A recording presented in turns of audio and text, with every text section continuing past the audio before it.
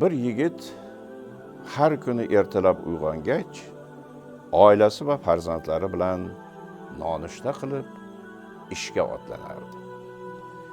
Ish joyi uyiga yaqin bo'lgani uchun har doim piyoda borardi. Xotini odatdagidek uni kuzatib, duo qilib qolardi. Yo'lingiz ravon bo'lsin. Alloh ishlaringizga baraka bersin. Omon bo'ling. Yigit odatdagidek xayrlashib yo'lga tushdi. Yo'lda ketayotib qarshisidan bir qariya chiqib qoldi. Oqsoqol unga yaqin kelib, yuvosh ohangda so'radi.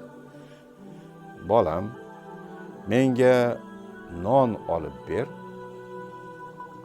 Yigit cho'ntagidan pul chiqarib otaxonga uzatdi. Lekin u qo'lini qaytarib, yo'q, menga pul kerak emas, nonni o'zing sotib olib ber dedi. Bu holat yigitga g'alati tuyuldi. Chunki hali novvoyxonalar ochilganmi, yo'qmi bilmasdi. Ustiga ustak ishga ham kech kelayotgan edi. Shunga qaramay atrofga alanglab, ochiq turgan nonvoyxonani topdi. Ichkaridan bir dona non sotib olib, otaxonni qo'liga tutqazdi.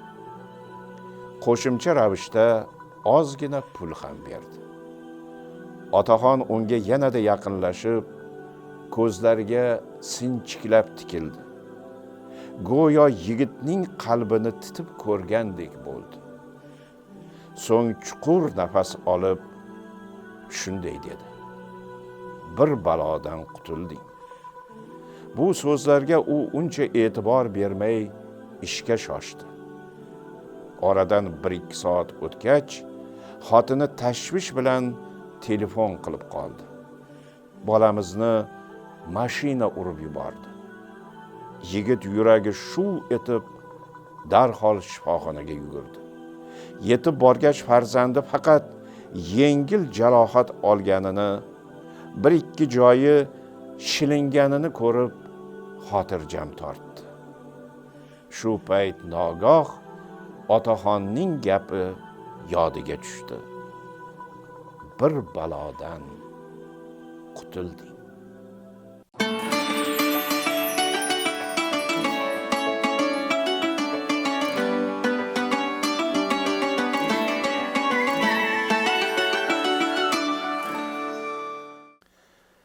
Sening bir ko'zing ko'rar ekan.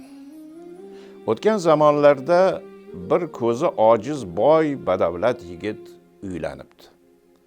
Yigit uyga mehr qo'ygan, yaxshi fe'lli musulmon odam edi. Har oqshom uyga quchog'ini to'ldirib, turli narsalar olib kelardi.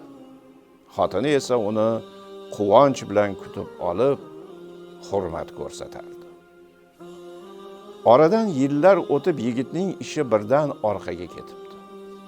Bir kuni u uyga qo'llari bo'sh holda qaytibdi. Xotini esa aqli oz, fe'li yomon va tarbiyasi yaxshi emasligidan eri uyga kirar-kirmas, "Voy afandim, sizning bir ko'zingiz ko'rar ekan-a" deb yuboribdi.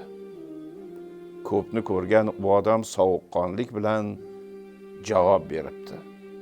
"Xonim, shu kungacha ko'rmaganmiding?" Befahm xotin esa shu paytgacha qo'lingizga qarab, ko'zingizga qarashga vaqt bo'lmagandi debdi. Shunda u odam tabassum bilan javob qaytaribdi.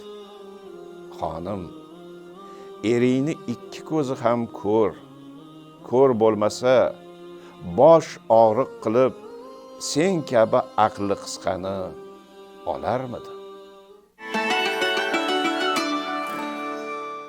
Menga ozgina suv ber." Bir vaqtlar mahallada badavlat bir odam yashardi. Uning 2 o'g'li bor edi. Ammo ular tantiq, tarbiyasiz bolalar edilar. Qo'shnilardan biri esa oqil, yaxshi, axloqli, hammaga mehribon nuroniy bir kishi edi. Bir kuni shu oqsoqol kishi bolalarning otasiga shunday debdi: qo'shni, shu o'g'illaringizga biroz din darsini o'rgatsangiz, siz uchun ham, ular uchun ham xayrli bo'ladi. Diniy tarbiya olgan bolalar go'zal axloqli bo'ladilar. Keyin menga rahmat aytasiz. Men keksa odamman, ko'p narsani ko'rganman. Siz hali yoshsiz, tajribangiz ozroq. Bolalaringizga ustoz toping, ularga axloq, odob, tarbiya, din va fazilat darsini bersin. Shunda siz rohat ko'rasiz va meni minnatdorlik bilan eslab yurasiz. Biroq bolalarning otasi bu nasihatni mensimadi. U boylik orttirgan bo'lsa-da, hayotiy tajribasi oz, fahmi kuchli emasdi. Shuning uchun u qo'shnisining gapiga shunday javob qaytardi: men farzandlarimga katta boylik to'pladim. Ularga bu meros yetadi. Din darslari, axloq darslari ularga kerak emas. Yillar o'tib, oradan 10-15 yil o'tdi. Bir kuni qarib qolgan odam o'g'illari bilan bir dasturxon atrofida o'tirardi. U biroz xo'rsinib, katta o'g'liga murojaat qildi: o'g'lim, menga ozgina suv bergin. Kichkina o'g'li esa beparvolik bilan javob berdi: ota, suv oldingizda turibdi. Ana cho'mich, ana chelak. Ukasining bu qo'pol muomalasini katta o'g'li joyida o'tirib kuzatdi va shunday dedi: ota, bu o'g'lingizning fe'li va axloqi qandayligini bilasiz. Unga aytib o'tirmay, o'zingiz chelakdan cho'mishda suv olib icha qoling-da. Yo'l-yo'lakay menga ham bir cho'mich suv uzating.